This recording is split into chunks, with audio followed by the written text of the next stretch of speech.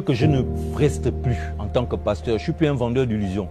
Je n'abrutis plus mes frères. Je demande encore pardon jusqu'à aujourd'hui pour toutes ces erreurs, pour toutes les fois où j'ai dû le faire. Vraiment que les cieux me pardonnent. Et mes ancêtres aussi.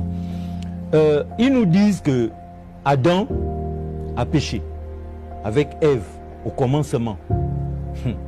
Bon, ok, ils ont péché. Et ils nous ont dit que le péché est rentré dans le monde comme ça. Ça veut dire que moi je suis né, je suis déjà pécheur. Tout le monde est né, il est déjà pécheur. On n'a rien fait.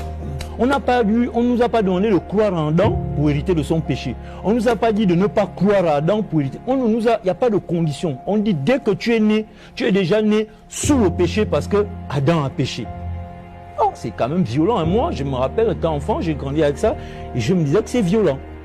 Que moi, j'ai rien fait en fait. Et puis parce que quelqu'un a fait ce qu'il a fait, Dieu ne serait pas juste. J'ai hérité du péché comme ça. Mais on m'explique en parallèle, pour me donner la paix, on m'explique en parallèle que Jésus est le deuxième Adam.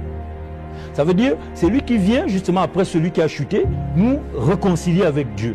Mais par principe, si j'ai hérité du péché, du premier Adam, sans condition, juste parce que je suis né, mais naturellement, le sacrifice de Jésus, qui apparemment est censé nous réconcilier, je dois aussi l'avoir en héritage. Sans effort. Sans effort, puisque le péché m'a été imputé comme ça. Alors si Jésus est venu réconcilier l'humanité, franchement, si Dieu est aussi bon, mais c'est naturel que Jésus, son fils, lui-même a déjà payé le prix, le sang a déjà coulé. Mais l'humanité doit être bénie, sauvée, en joie. Aujourd'hui, dans la prospérité, dans la santé. Quel est ce sacrifice que quelqu'un vient faire parce qu'un autre nous a fait hériter du péché et lui vient pour réconcilier et on nous demande encore des conditions, on voit encore qu'on doit faire des efforts. C'est que ce sacrifice n'a rien d'exceptionnel.